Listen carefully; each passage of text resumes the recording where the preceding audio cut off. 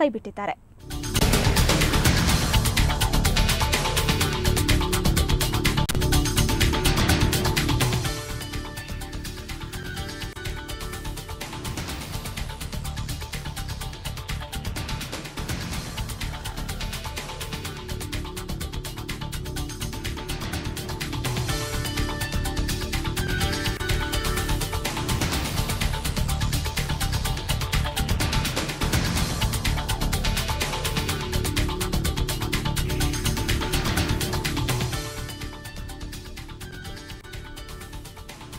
ಬನ್ನಿ ಬಗ್ಗೆ ಹೆಚ್ಚಿನ ಮಾಹಿತಿಯನ್ನು ಪಡೆಯೋಣ ನಮ್ಮ ಪ್ರತಿನಿಧಿ ಮಂಜುನಾಥ್ನಿಂದ. ಮಂಜುನಾಥ್, ಕೊನೆಗೂ ರವಿಶಂಕರ್ ಗುರೂಜಿ ಅವರ ಪ್ರಯತ್ನ ಇಲ್ಲಿ ಫಲ ಕೊಟ್ಟಿದೆ. ಬಾಬಾ ರಾಮದೇವ್ ಅವರು ಉಪವಾಸವನ್ನ ಕೈಬಿಟ್ಟಿದ್ದಾರೆ. ಏನಿದೆ ಇದರ ಬಗ್ಗೆ ಹೆಚ್ಚಿನ ಮಾಹಿತಿ? ಸತತ 9 ದಿನಗಳಿಂದ ಕಪ್ಪು ಹಣದ ವಿರುದ್ಧ ಬಾಬಾ ರಾಮದೇವ್ ನಡೆಸಿದ್ದ ನಿದರ್ಶನ ಇವತ್ತು ಅಧಿಕೃತವಾಗಿ ಅಂತ್ಯಗೊಂಡಿದೆ. ರವಿಶಂಕರ್ ಆರ್ಟ್ ಆಫ್ ಲಿವಿಂಗ್ ನ ರವಿಶಂಕರ್ ಗುರೂಜಿ ನಡೆಸಿದ ಮಾತುಕತೆ ಇವತ್ತು ಫಲಪ್ರದವಾಗಿದೆ. ರಾಮದೇವ್ ನಿದರ್ಶನ ಕೈಬಿಡೋದಕ್ಕೆ ಸಂಪೂರ್ಣವಾಗಿ ಒಪ್ಪಿದ್ದಾರೆ. ಆದ್ರೆ ಈ ಮಧ್ಯೆ ಕೇಂದ್ರ ಸರ್ಕಾರ ರಾಮದೇವ್ ನಿದರ್ಶನದ ಬಗ್ಗೆ ಯಾವುದೇ ತಲೆ ಕೆಡಿಸ್ಕೊಂಡಿಲ್ಲ, ಸಂಧಾನಕ್ಕೂ ಮುಂದಾಗಿರ್ಲಿಲ್ಲ.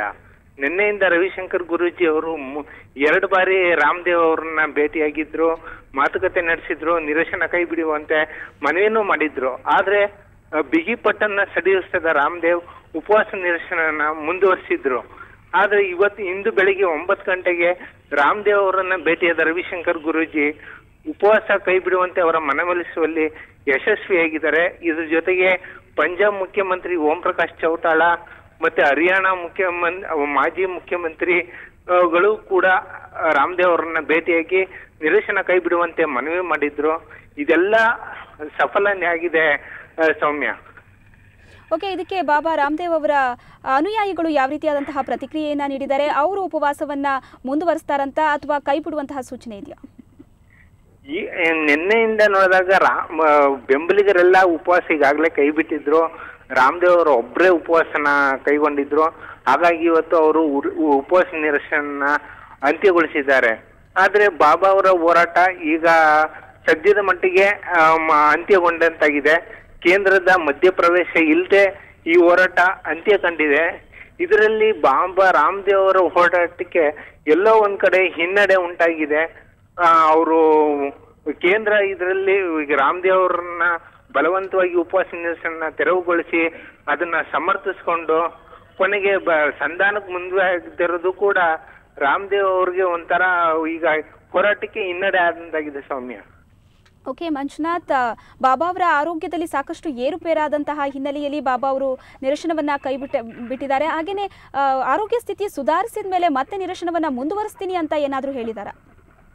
ನಿನ್ನೆ ರಾತ್ರಿಯಿಂದ ರಾಮದೇವ್ ಅವರ ನೋಡ್ಕೊಳ್ತಾ ಇರೋ ಡೆಹ್ರಾಡೂನ್ನ ಹಿಮಾಲಯನ್ ಆಸ್ಪತ್ರೆ ವೈದ್ಯರ ಹೇಳಿಕೆ ಪ್ರಕಾರ ನಿನ್ನೆ ರಾತ್ರಿಯಿಂದ 3 ಬಾರಿ ರಾಮದೇವ್ ಅವರ ರಕ್ತದೊತ್ತಡ ಕುಸಿದಿತ್ತು, ಪಲ್ಸ್ ರೇಟ್ ಕೂಡ ಕಡಿಮೆ ಆಗಿತ್ತು.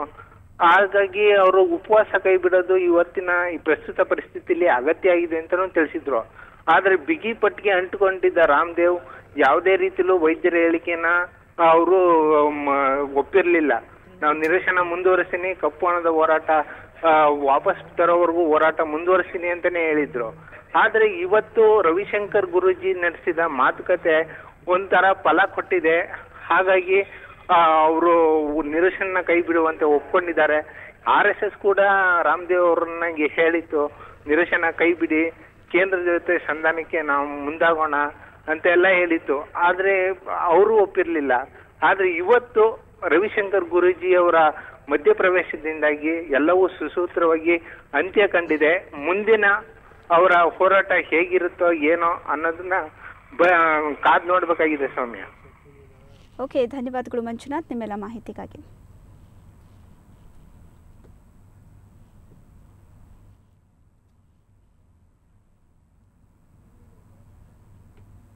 ಇದು ಈ ಕ್ಷಣದ ಸುದ್ದಿ. ಈಗ ಸಂತೋಷ ಸೂತ್ರ ವಿಶೇಷ ಕಾರ್ಯಕ್ರಮ ನೇರ ಪ್ರಸಾರವಾಗುತ್ತೆ. ಕ್ಷಣ ಕ್ಷಣದ ಸುದ್ದಿಗಾಗಿ ನೋಡ್ತಾ ಇರಿ ಸುವರ್ಣ ನ್ಯೂಸ್ 24.